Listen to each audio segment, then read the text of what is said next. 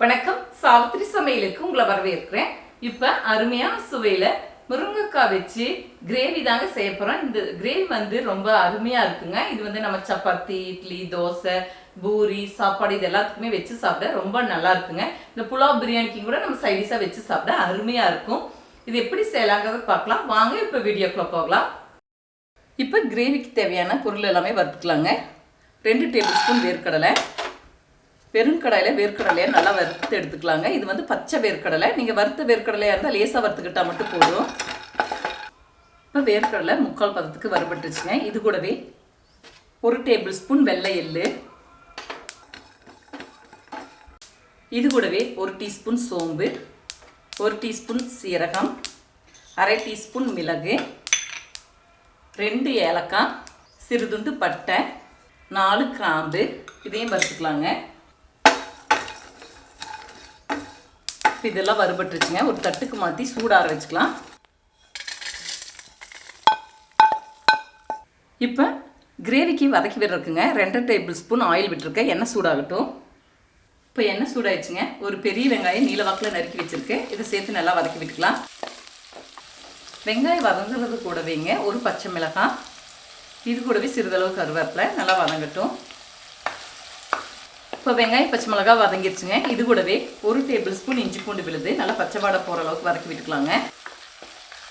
பாருங்க, இஞ்சி பூண்டு விழுது நல்லா வதக்கியாச்சு.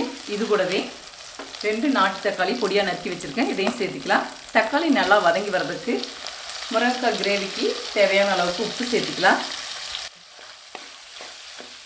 இப்போ தக்காளி நல்லா வதங்கிடுச்சுங்க. இது கூட மசாலா பொருள் எல்லாமே சேர்த்துக்கலாம். 1/4 டீஸ்பூனுக்கு கொஞ்சம் கூடுதலாக மஞ்சள் பொடி, 2 டீஸ்பூன் மிளகாய்த்தூள் அவங்க காரத்துக்கு தந்தளவு சேர்த்துக்கலாம். 1 டேபிள் ஸ்பூன் மல்லித்தூள். இதை நல்லா வதக்கி விட்டுக்கலாங்க. இப்போ மசாலா பொருள் சேர்த்து வதக்கி விட்டாச்சுங்க. இப்போ பெரிய சைஸில் 5 முருங்கைக்காய் நீலவாக்கில் சின்ன சின்ன துண்டுகளாக நறுக்கி வச்சுருக்கேங்க. இதை சேர்த்திக்கலாம். ஒரு 2-3 நிமிஷம் நல்லா வதக்கி விட்டுக்கலாங்க. மீடியம் ஃப்ளேம் வச்சு 2-3 நிமிஷம் நல்லா காயை வதக்கி விட்டாச்சுங்க. இதுக்கு தேவையான அளவுக்கு தண்ணி விட்டு வேக வச்சுக்கலாங்க. இது வேகிறதுக்குள்ளே வறுத்து வச்சுருக்கிற மசாலாவை அரைச்சி எடுத்துக்கலாங்க. இப்போ மசாலா அரைக்கிறதுக்குங்க 2 சில் தேங்காய் சின்ன சின்ன துண்டுகளாக நறுக்கி வச்சுருக்கேன். இதை மிக்ஸி ஜாரில் சேர்த்திக்கலாம். இது கூடவே இப்போ வறுத்தது எல்லாமே சூடாரிச்சுங்க. இந்த தேங்காய் கூட சேர்த்து கொஞ்சமாக தண்ணி விட்டு நல்லா அரைச்சி எடுத்துக்கலாம். இப்போ காய் வெந்துருச்சுங்க. இது கூட தேங்காய் அரைச்ச விழுது சேர்த்து ஒரு 3 நிமிஷம் நல்லா கொதிக்க வச்சுக்கலாம். இது கூடவே கொஞ்சமாக மிக்ஸி ஜார் அவசியமாக தண்ணி சேர்த்துக்கலாங்க. கிரேவிங்கிறனால நான் ரொம்ப அதிகமாக தண்ணி சேர்த்துக்கலைங்க.